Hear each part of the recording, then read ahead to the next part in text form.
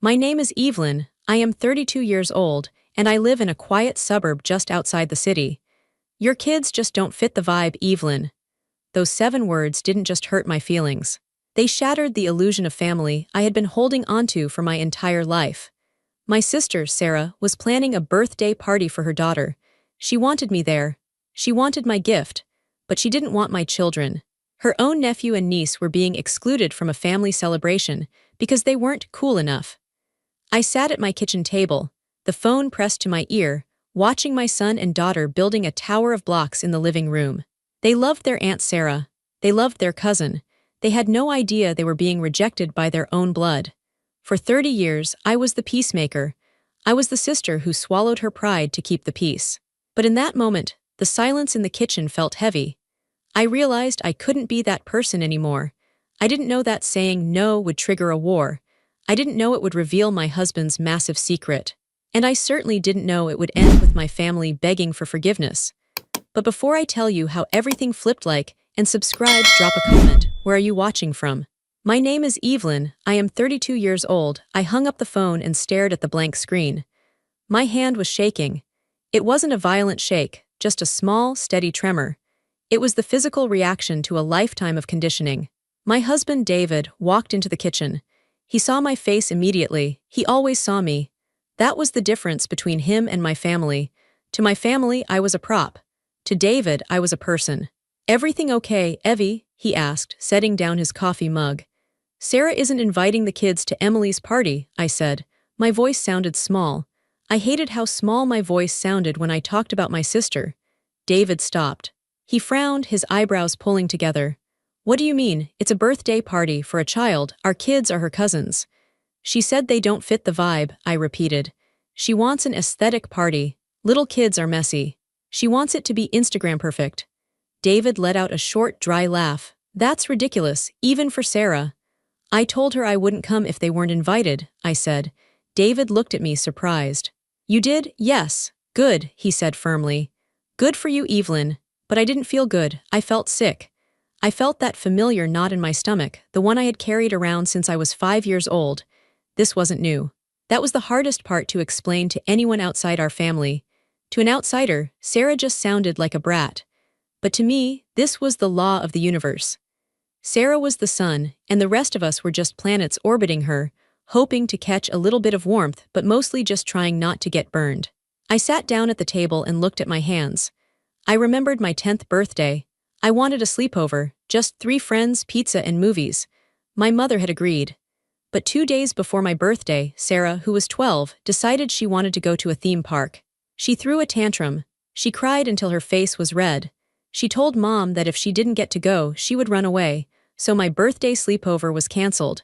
We went to the theme park instead. Sarah brought a friend. I didn't. I spent my 10th birthday holding my mother's purse while Sarah rode the roller coasters. When I complained, my mother sighed. She looked at me with those tired eyes and said, Evelyn, please, don't make this harder than it needs to be. Sarah is just sensitive, you're strong, you can handle it. That became my label, the strong one. The easy one. Being easy wasn't a compliment, it was a command. It meant, do not have needs, do not have feelings, do not take up space. It happened over and over again. When I graduated high school, my parents bought Sarah a car because she was feeling left out, that I was getting attention for my diploma. I got a handshake and a dinner at a chain restaurant. Sarah got a Honda Civic. When I got engaged to David, Sarah announced her pregnancy 3 days later. My engagement party became her baby shower planning session. Everyone crowded around her, touching her barely their bump, asking about names. I sat in the corner, eating cake, watching my own celebration disappear. And I let it happen. I always let it happen. I feel guilty, I admitted to David now. He sat down opposite me and took my hand. Why? She is excluding our children, Evelyn. Leo is 5, Mir is 3. They won't understand why they can't go. They will just know they weren't wanted. I know, I said, but Mom is going to be angry. Let her be angry, David said. His voice was calm, but there was an edge to it. David was a quiet man. He worked in finance or investments, as he usually called it. He was simple, kind, and incredibly smart. He rarely got involved in my family drama. He usually just supported me, rubbed my back, and let me vent. But today he looked different. He looked tired of it, It's just, I struggled to find the words. It's Emily's birthday, my niece, I love her, it's not her fault her mother is like this. And it's not Leo and Mia's fault either, David countered. Sarah is teaching Emily that people are disposable if they don't fit the vibe. Do you want to support that lesson? I shook my head. No. Then you stick to your guns, he said. We do our own thing that day. We take the kids out. We make it a special day for them. I looked at him, grateful. You're right. But inside, the fear was rising. I knew my phone was going to ring again. I knew my mother wasn't going to let this go. In my family, Sarah's happiness was the only metric that mattered. If Sarah was unhappy, the whole house shook. And right now, by saying no, I was making Sarah unhappy. I walked into the living room. Leo was building a tower with his blocks. Mia was trying to knock it down. They were laughing. They were loud. They were sticky. They were perfect. Sarah saw them as props that would ruin her photo opportunity. I saw them as the most important people in the world. I remembered when I told my mother I was pregnant with Leo. She had smiled, but her eyes drifted to Sarah. Oh, Sarah is going to have a hard time with this, she had said. She's been trying for a second baby for months. Even my joy was measured against Sarah's pain. I picked up a block and added it to the tower. Leo cheered. Mommy, are we going to see Emily soon? Leo asked. I made her a card. My heart cracked. He had drawn a picture of a dinosaur eating a cake. It was for Emily. He loved his cousin. Not this weekend, buddy, I said, forcing a smile. But we're going to do something super fun instead. Why? He asked. Is Emily sick? I couldn't tell him the truth. I couldn't tell him, no, Emily is fine, but your Aunt Sarah thinks you aren't fancy enough for her living room. No, she's busy, I lied. Plans changed. He shrugged and went back to his blocks. He was resilient. He was easy, just like I was. And that scared me more than anything. I didn't want him to be the easy one. I didn't want him to learn that his feelings didn't matter. That thought hardened something inside me. For 30 years, I had laid down so Sarah could walk over me. I had given up my birthdays, my graduation spotlight, and my engagement happiness. I had done it to keep the peace. I had done it because I loved my mother and I wanted her approval. But this wasn't about me anymore. This was about Leo and Mia. If I taught them that it was okay for family to treat them like second-class citizens, they would believe it. They would grow up just like me, apologizing for existing. I stood up. I went back to the kitchen. David was watching me. I'm not going, I said again, firmer this time, and I'm not sending a gift. David smiled. It was a proud smile. That's my girl. Then the phone rang. The screen lit up. Mom. I looked at David. He nodded. Answer it, but remember, you are a mother first, a daughter second. I took a deep breath and swiped answer. Hello, Evelyn, my mother's voice was tight. Sarah is crying. What did you say to her? Here we go. The cycle was starting again. But this time, I had too little reasons to break it. I didn't say anything hurtful, Mom, I said, trying to keep my voice steady. I just told her that if my children aren't welcome, then I'm not coming either. My mother sighed. It was a long, dramatic exhale that I could practically see through the phone. Evelyn, don't be dramatic. You know how Sarah gets. She has a vision for this party. It's elegant. It's for adults and the older cousins. Leo and Mia are. Well, they are high energy. They are 5 and 3, I said. They are children. It's a birthday party for a 6-year-old, since when are birthday parties elegant? It's what she wants, Mom said, her voice sharpening. Why can't you just support your sister? She's been so stressed lately. Mark has been working late. She's trying to manage the house. She just wanted one perfect day. And now you're making it about you. There it was, the twist. I was making it about me. By refusing to let my children be excluded, I was the selfish one. I'm not making it about me, I said. I'm protecting my kids. How do you think I explain to them that they aren't invited to their cousin's house? Grandma is going. Auntie June is going. Everyone is going except them. Just tell them it's a grown-up party, Mom said dismissively.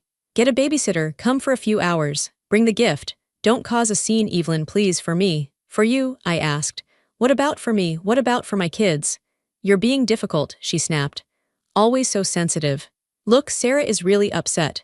She thinks you don't love Emily. Do you want your niece to think you don't love her? That is emotional blackmail, I said. I had never used those words with my mother before. There was a silence on the other end. Then, I don't know who you've been talking to, or if David is putting ideas in your head, but this isn't you, Evelyn. You're usually so sweet. Just apologize to Sarah, tell her you'll come alone, and let's move past this. No, I said. Excuse me, No, I repeated. My heart was hammering against my ribs. I won't apologize and I won't come. We are going to the aquarium that day. You would choose fish over your family, Mom asked, her voice dripping with guilt. I am choosing my family, I said. My husband and my children. If we aren't good enough as a whole unit, then we aren't coming in pieces. I hung up. I stood there, panting slightly, as if I had just run a mile. I had never hung up on my mother in my life.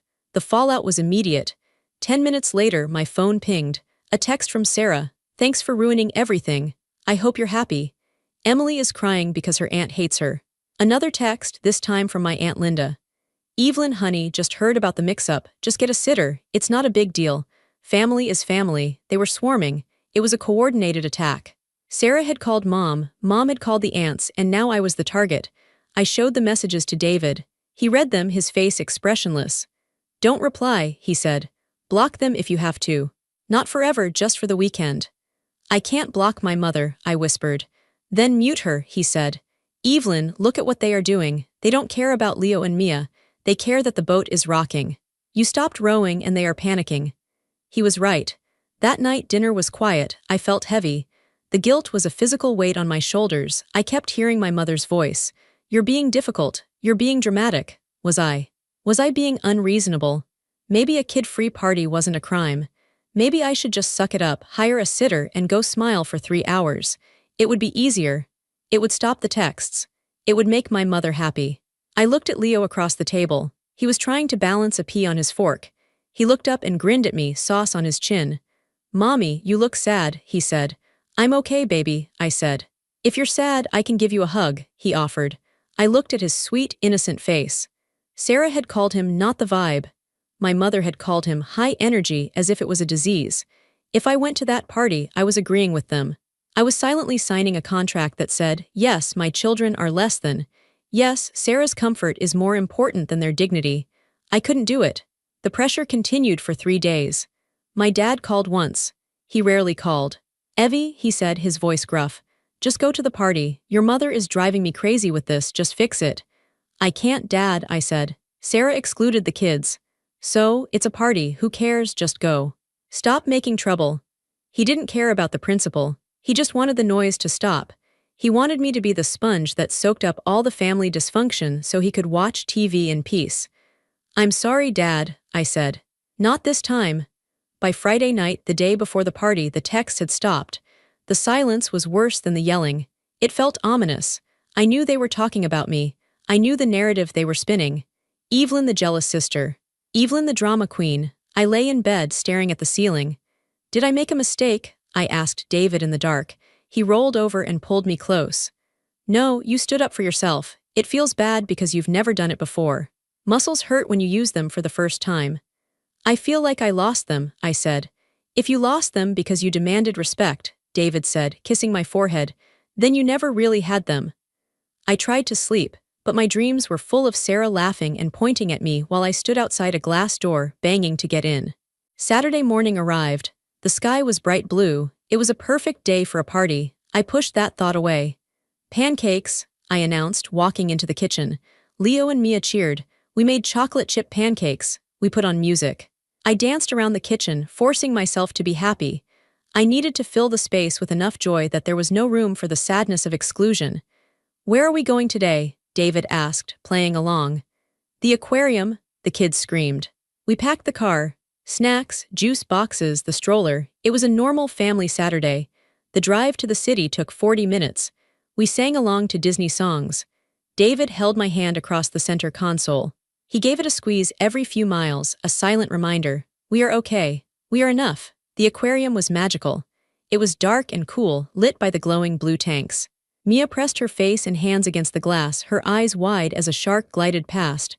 Look at his teeth, she whispered. Leo was fascinated by the jellyfish. They look like ghosts, he said. For 2 hours, I forgot about Sarah. I forgot about the aesthetic garden party happening 20 miles away. I forgot about the champagne I wasn't drinking and the polite conversation I wasn't having. I was just a mom, watching my kids learn about the ocean. I felt light, I felt free. We stopped for lunch at the cafeteria. I bought the kids pizza and juice. We sat at a table by a window overlooking the harbor. My phone was in my bag. I had kept it there all morning. I'm going to take a picture of them, I said to David. They look so cute with their pizza faces. I pulled out my phone.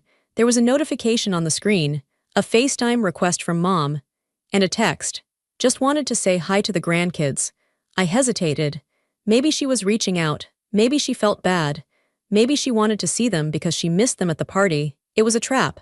I knew it was a trap. But hope is a stupid, stubborn thing. I wanted to believe my mother loved us. It's Grandma, I said. Don't answer it, David said quickly.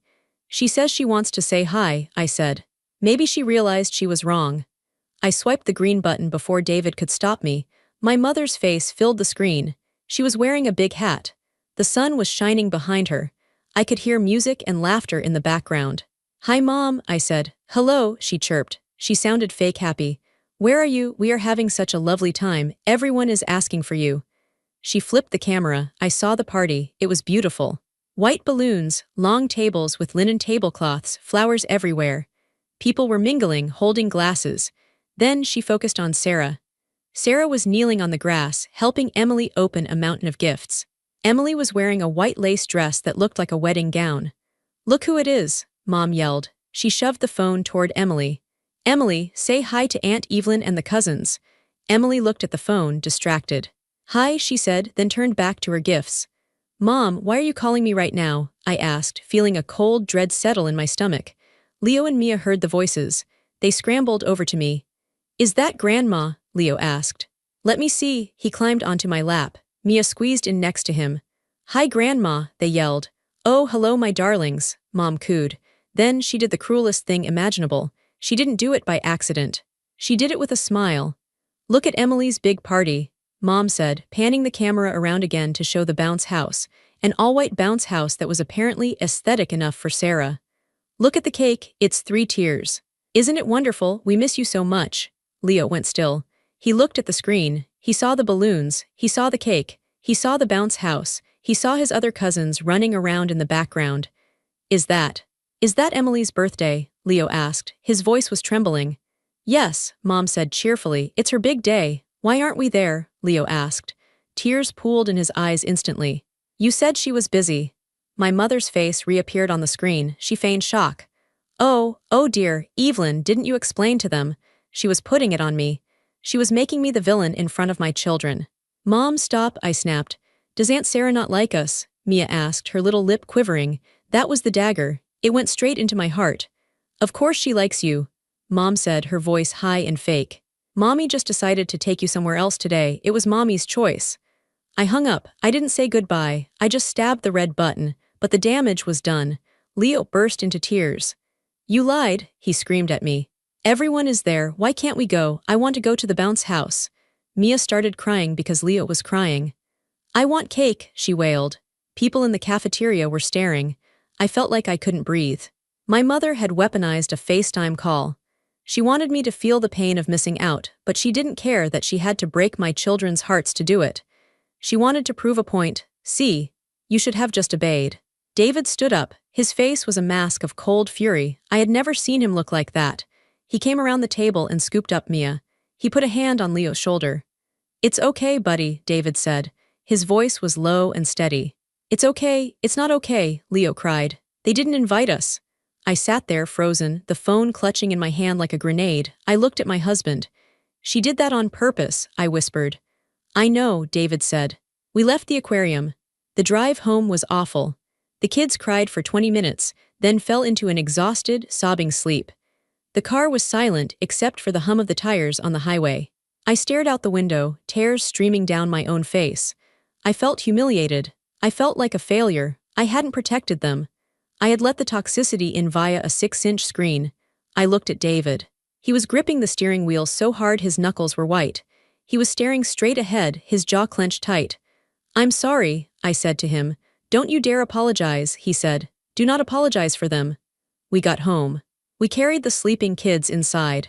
I wiped their tear-stained faces and tucked them into their beds, even though it was only 4 p.m. I walked into the kitchen. David was standing by the counter. He had his phone in his hand. He was scrolling through something. David, I asked. He looked up. His eyes were cold, not at me but at the world. That was the line, he said. What? They hurt the kids, he said.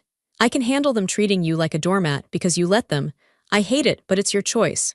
But today, they targeted the kids. They made Leo cry. They made Mia feel unwanted. He put his phone down on the counter with a heavy clack. I'm done being passive, Evelyn. The house was quiet, but it was a heavy silence. The kind of silence that comes before a storm. David went into his home office. He closed the door. He never closed the door. I made myself a cup of tea, but I didn't drink it. I sat on the couch, replaying the FaceTime call in my head. It was Mommy's choice. The way she shifted the blame. The way she enjoyed showing off the party we were excluded from. An hour passed, the office door opened. David walked out. He looked different. He wasn't wearing his dad clothes, the soft t-shirt and jeans. He had changed into a crisp white button-down shirt.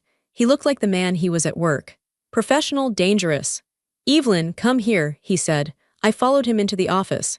He sat behind his desk and motioned for me to sit in the chair opposite him. I need to tell you something, he said. Something I haven't really discussed with you in detail because I didn't think it mattered to our daily life, and because I didn't want your family knowing. What is it? I asked, suddenly nervous. Was he leaving me? Was this too much drama for him? You know I work in private equity, he started. Yes, you do investments. It's a bit more than that, he said. My firm, the one I founded before we met. We are the majority shareholder of the Centennial Group. I blinked. Centennial Group, like, the massive development company, the ones building the new skyline downtown. Yes, David said. I own 60% of it. I'm the silent partner. My name isn't on the billboards, but I have the final say on every major acquisition and contract. I stared at him. I knew we were comfortable. We had a nice house, good cars. But I thought he was just a successful manager. I didn't know he owned the company. Okay, I said slowly. Why are you telling me this now? Do you know who Mark works for? David asked. Mark was Sarah's husband. He was an architect. He was arrogant, loud, and loved to brag about his big deals. He works for Miller and Associates, I said. Correct, David said. And do you know what Miller and Associates has been trying to do for the last 6 months? I shook my head. They are trying to bid for the contract to design the new Centennial headquarters, David said. It is a $50 million contract. It would make Mark's career. It would make him a partner at his firm. My mouth fell open. Mark talks about that deal all the time. He says it's in the bag. It was, David said. My team recommended them. The paperwork is sitting on my desk right now, waiting for the final digital signature. He turned his computer monitor so I could see it. There was a document open. It was a contract. The names Miller and Associates and Centennial Group were at the top. Mark has been bragging about this for months, David said. He's been spending money he hasn't earned yet. That's probably how they paid for that party today. David looked at me. His eyes were intense. Evelyn, Mark stood by while his wife excluded our children. He enjoyed the food and the drinks while our son cried. He is part of that family unit. He benefits from their cruelty. David reached for his mouse. What are you doing? I whispered. I'm killing the deal, David said. David, you can't, I stammered. That's millions of dollars. That's Mark's job. Sarah will kill me. They tried to kill your spirit, David said. They hurt my children. And I am a businessman, Evelyn. I do not do business with people who lack integrity. If a man cannot stand up to his wife to protect innocent children, he cannot be trusted with a $50 million project. But, is it legal? I asked. Can you just stop it? I can do whatever I want, David said calmly. It's my money, and I have a clause. Character concerns. It's a standard clause, usually used for criminal records or fraud. But today, it's being used for bad parenting. He hovered the mouse over a red button on his screen that said reject. Are you sure? I asked. This will start a war, a real war. They started the war, David said. I'm just finishing it. He clicked the button. Status, rejected, notification sent. David leaned back in his chair. He looked peaceful. It's done, he said. What happens now? I asked. Now, David said, checking his watch. Mark gets an email. In about 5 minutes, his boss gets an email. And in about 10 minutes, Mark is going to be pulled away from that bounce house to answer a very difficult phone call. He stood up and walked over to me. He pulled me up from the chair and hugged me. I promised to protect this family, he whispered into my hair. I'm keeping my promise. My phone started buzzing. I looked down. It wasn't Mark. It wasn't Sarah. It was a text from Mark. What the hell did David do? Then another, pick up the phone. Then Sarah called. David took my phone from my hand. He looked at the screen, then looked at me. Do you want to talk to them? He asked. I thought about Leo crying in the cafeteria. I thought about it's not the vibe. I thought about my mother's fake smile. No, I said, I don't. David set the phone down on the desk, screen down. Then let it ring, he said. We walked out of the office and closed the door, leaving the phone buzzing angrily against the wood. We went upstairs to check on our sleeping children. For the first time all day, the silence in the house didn't feel heavy. It felt like justice. The buzzing of the phone in the office finally stopped. But the silence that followed wasn't empty. It was filled with a strange, vibrating energy. It felt like the air before a thunderstorm breaks. I stood in the hallway, listening. I could hear David talking inside the office. His voice was different than the one he used with me or the kids. It was deeper, flatter. It was a voice that didn't ask for permission. It gave orders.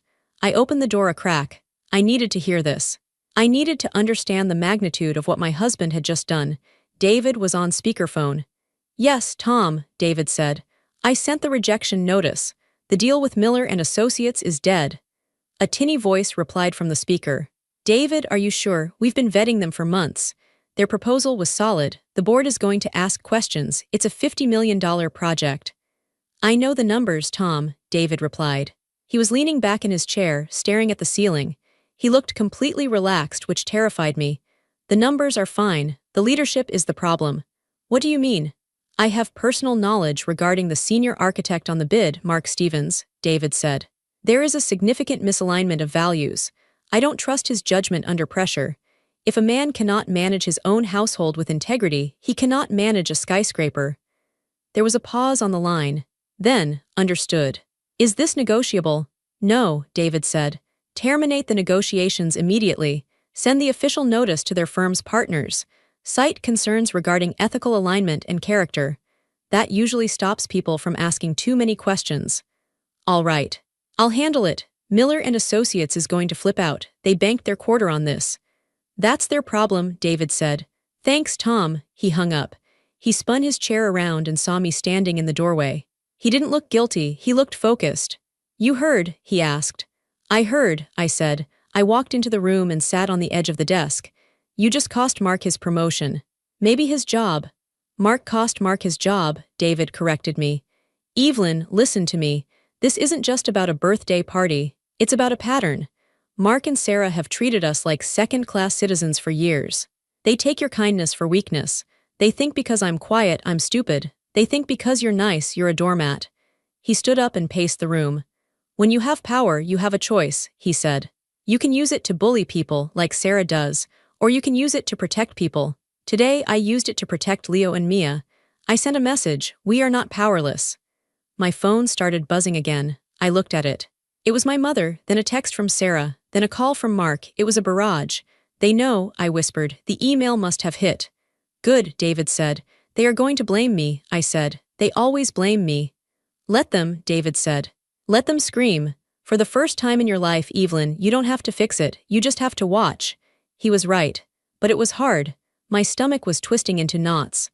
I had been trained since birth to be the fixer. If Sarah cried, I comforted her. If Mom was stressed, I helped her. Now I was the cause of the stress. I picked up my phone.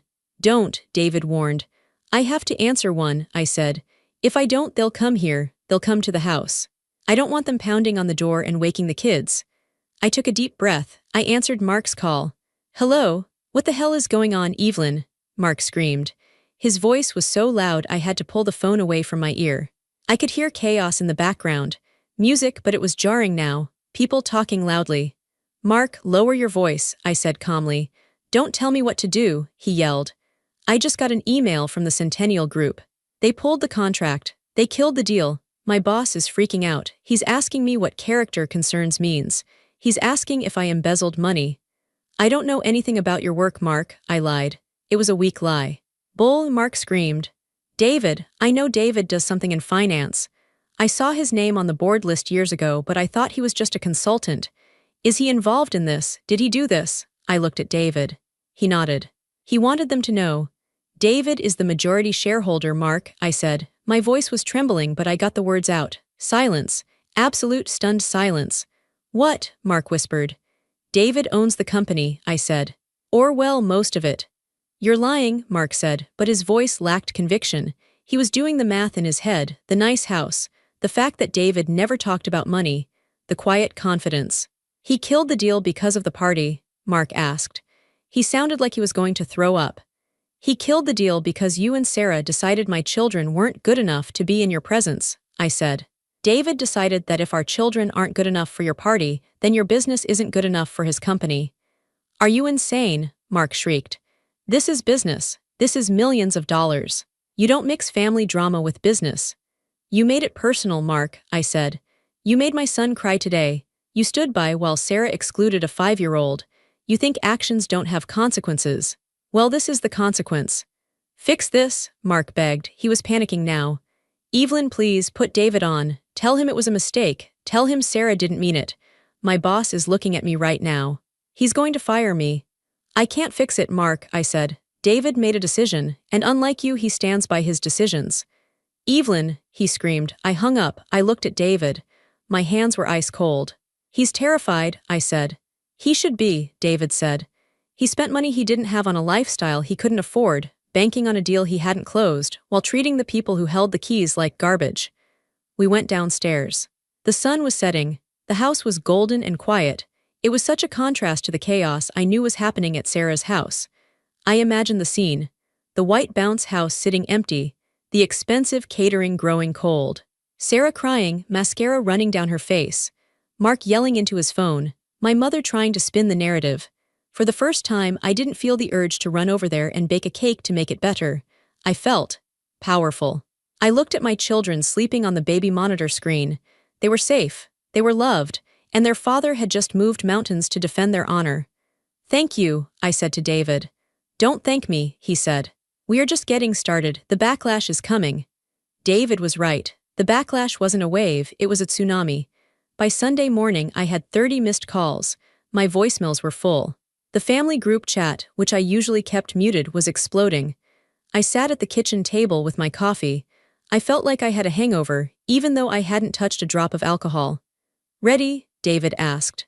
He was making eggs. He seemed energized. No, I said. Read them, he said. You need to see who they really are. I opened the group chat. Aunt Linda, Evelyn, I can't believe you would do this. Destroying Sarah's livelihood over a birthday invite. That is pure evil. Cousin Mike, that's cold, Evie. Mark works hard. You don't mess with a man's money. Mom, Evelyn, answer your phone. Now, you are tearing this family apart. Sarah is hysterical. Mark left the house last night and hasn't come back. You have to fix this. Call David off. Sarah, I hate you. I have always hated you.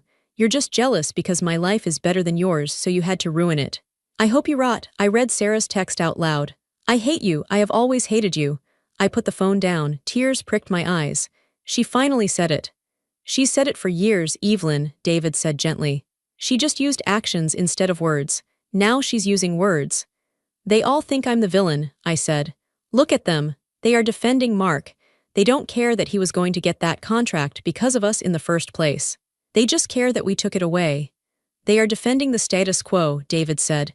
They are mad because the hierarchy has flipped. You were at the bottom, now you are at the top. It scares them. The doorbell rang.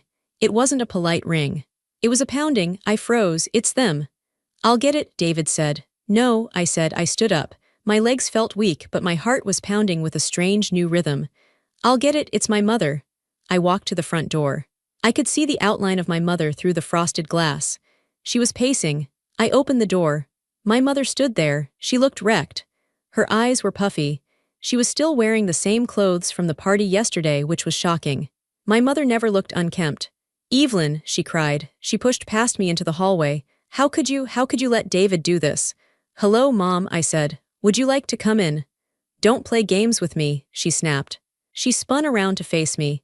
Do you have any idea what you've done? Mark is going to lose his job. They have a mortgage. They have car payments. You are bankrupting your sister.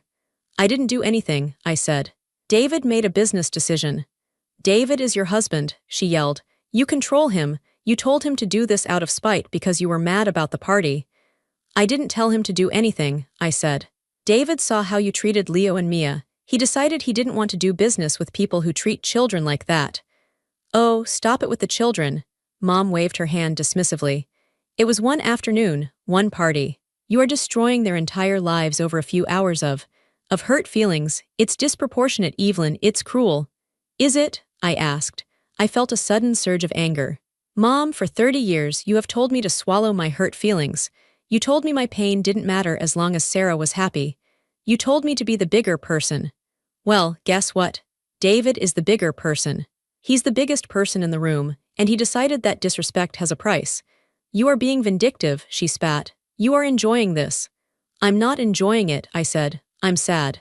I'm sad that it took a $50 million loss for you to even look at me. You didn't come over here yesterday when Leah was crying. You didn't call to apologize when you mocked us on FaceTime. You only came here because the money stopped.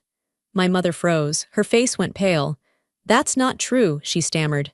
It is true, I said. You are here for the money. You are here to save Sarah's lifestyle. You aren't here for me. You aren't here for your grandkids. I am your mother, she shouted. I demand you fix this. Go tell David to call his people and give Mark the contract back. Right now. David walked into the hallway. He leaned against the wall, arms crossed. No, David said. Mom jumped. She hadn't seen him. David, she said, her voice changing instantly to a pleading tone. David, please, let's be reasonable. This is family. That's exactly the problem, Janet, David said. You treat Evelyn like an employee you can abuse. You treat our kids like accessories you can discard. That's not family. That's a toxic clique. And I'm not funding it anymore. I'll fix it, Mom begged. I'll talk to Sarah, she'll apologize, she'll invite the kids over. We'll do a redo party. Just please don't ruin them. An apology given under duress isn't an apology, David said. It's a negotiation tactic. So that's it? Mom asked, tears streaming down her face. You're just going to let them sink? Mark is a grown man, David said. He has an architecture degree. He can find another job. Maybe a smaller firm, maybe a smaller house. They won't starve, but they won't be rich off my back. Mom looked at me. She looked for the weakness she had exploited for decades. She looked for the easy Evelyn. Evelyn, she whispered, please. For me, I looked at her. I saw the manipulation. I saw the favoritism. And finally, I saw that it had nothing to do with me. I could never be good enough for her because she needed me to be the failure so Sarah could be the star. No, Mom, I said. You told 2 children they weren't important. This is simply the consequence. Mom stared at me for a long moment. Then the mask fell. Her face twisted into a sneer. You are a selfish, bitter girl, she hissed.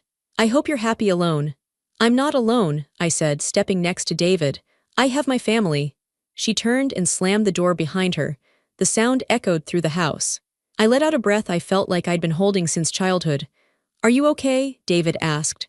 No, I said honestly. That hurt, but it hurt less than it used to.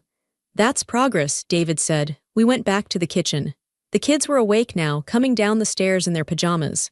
Who was at the door? Leo asked, rubbing his eyes. Just Grandma, I said. She had to leave. Did she bring cake? Mia asked. No, baby, I said, picking her up. But I'll make you waffles.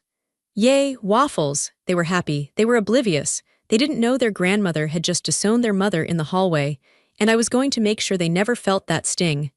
The day passed. We stayed home. We played in the yard. We turned off our phones, but I knew it wasn't over. Sarah hadn't appeared yet, and Sarah never went down without a fight. It was Tuesday evening when Sarah finally came. 2 days of silence.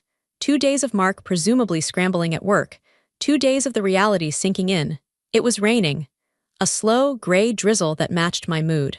I was in the living room folding laundry. David was still at work, but he was on his way home. I saw a car pull into the driveway. It wasn't Mark's flashy SUV. It was Sarah's car. I watched through the window. She sat in the car for a long time. 5 minutes, 10 minutes, just sitting there. Finally, the door opened. Sarah stepped out. She wasn't wearing her usual perfect outfit, the beige trench coat, the designer boots. She was wearing a gray sweatsuit.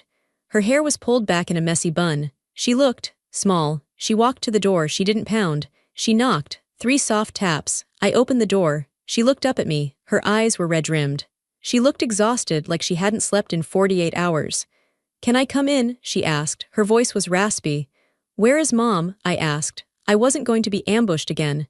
She's at home, Sarah said. She doesn't know I'm here. Mark doesn't know either. I stepped back and let her in. She walked into the hallway and stood there, dripping wet. She looked around my house as if she'd never seen it before. I need to talk to you, she said. Okay, I said. Talk? Mark was fired today, she said. The words hung in the air. I'm sorry to hear that, I said. And I didn't want them to starve. I just wanted them to stop hurting us. Miller and Associates let him go. They said he was a liability because of the email. She looked at me. David really did it. Yes, I said. I didn't think he had it in him, Sarah said with a bitter laugh. I thought he was just your nice, boring husband. He's a good man, I said, and he protects his family. Sarah flinched. She looked down at her feet. I know why he did it, she said quietly. It wasn't about the contract. It was about the party. It was about the disrespect, Sarah, I said. You excluded my children. You told me they didn't fit the vibe. You made them feel like garbage. Sarah closed her eyes, tears squeezed out. It wasn't Emily, she whispered. What? Emily didn't care, Sarah admitted. She asked where Leo and Mia were. She asked me 3 times. I told her they were sick. I felt a surge of rage. You lied to your daughter. I wanted it to be perfect, Sarah sobbed. I wanted the photos to look like the magazines. I wanted everyone to look at me and think I had the perfect life. He's loud. He spills things, Mia cries.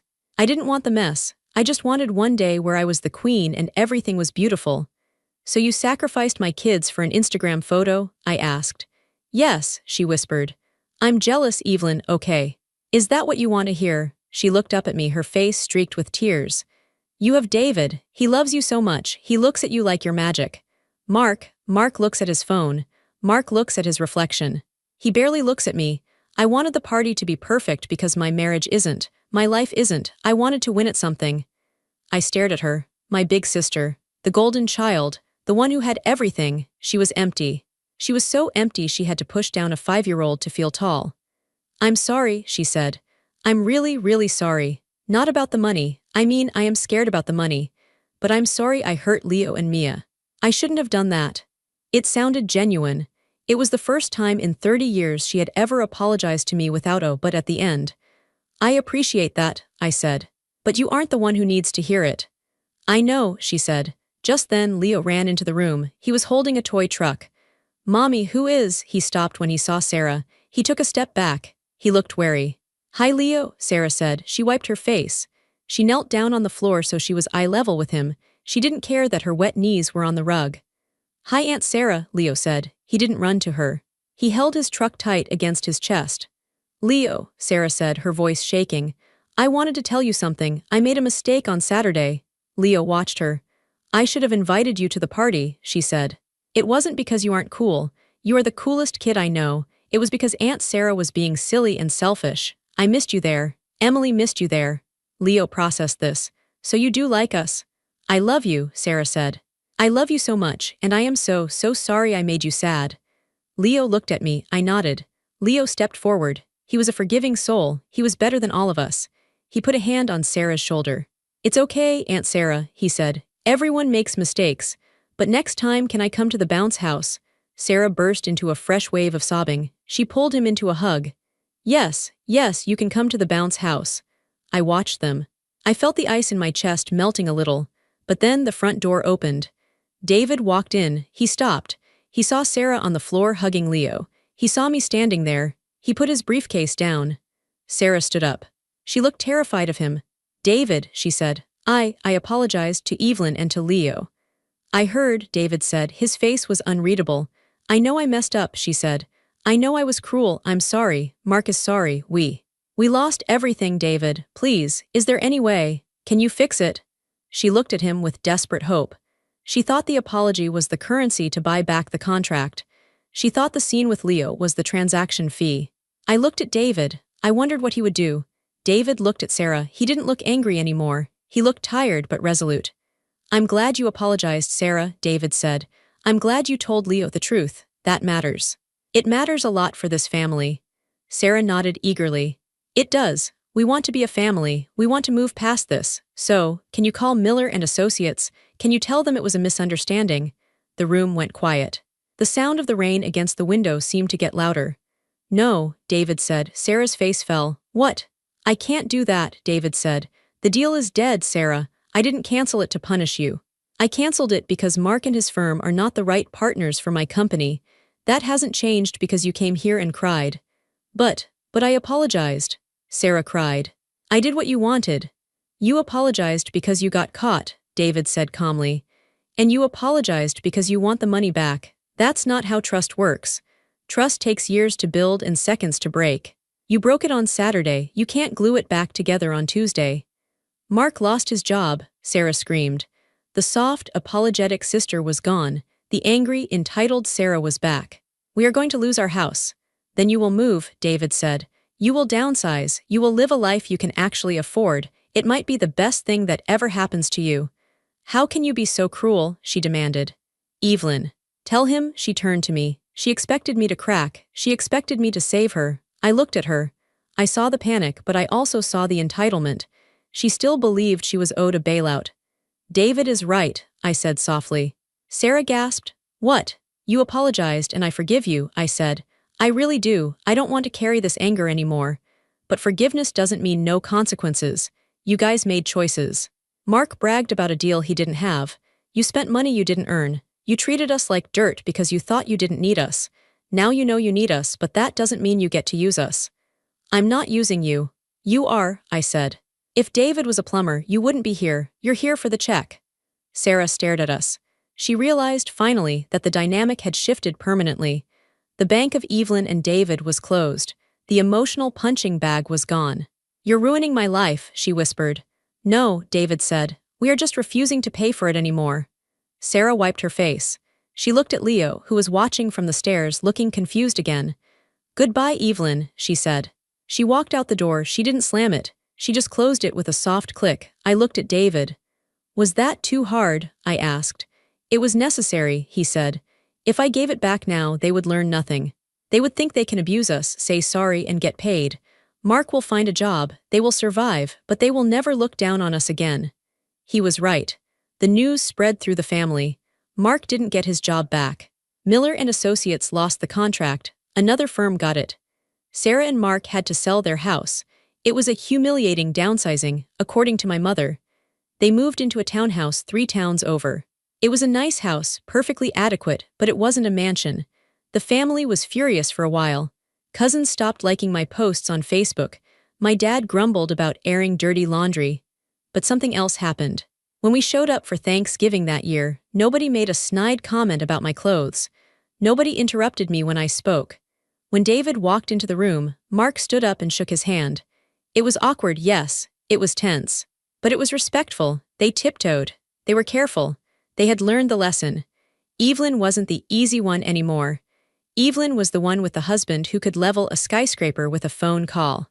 And Evelyn was the one who finally respected herself enough to let him do it. 6 months later. It was a Sunday afternoon. We were in our backyard. The weather was perfect. Crisp autumn air, golden leaves falling from the trees. Leo and Mia were raking leaves into a giant pile. Well, mostly they were jumping into the pile and scattering them again. They were laughing, screaming with joy. I sat on the patio with a cup of tea. David was reading a book next to me. My phone buzzed. I looked at it, a text from Sarah. Hey, we are taking Emily to the pumpkin patch today. Do you guys want to come? The kids can run around together. I stared at the screen.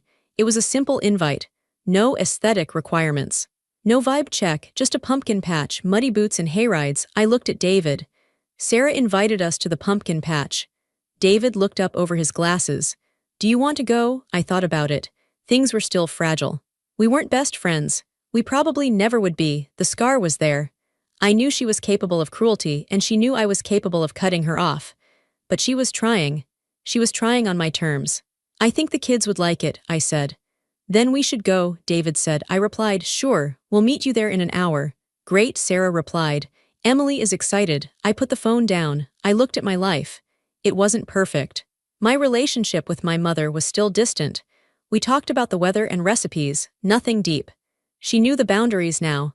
She knew she couldn't gaslight me anymore because I wouldn't accept it. I had lost the illusion of the perfect, happy family. But I had gained something better. I had gained reality. I watched Leo jump into the leaves. He was 6 now. He was confident. He knew he mattered. I remembered the lesson I learned that day in the kitchen, when the phone rang and I almost caved. I remembered the fear of saying no.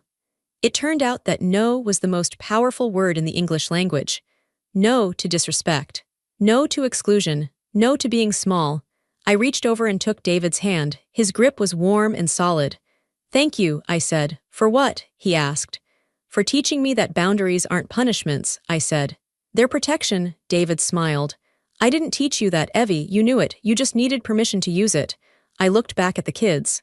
Come on, I yelled to them. We're going to the pumpkin patch with Aunt Sarah. Yay, Leo shouted. Can I wear my superhero cape? In the past, I would have worried. What will Sarah think? Is a cape too weird? Will it ruin the photos now? Yes, I yelled back. Wear the cape, wear two capes. Leo cheered, I smiled. Let them judge. Let them stare, we were happy, we were together. And we were finally truly free.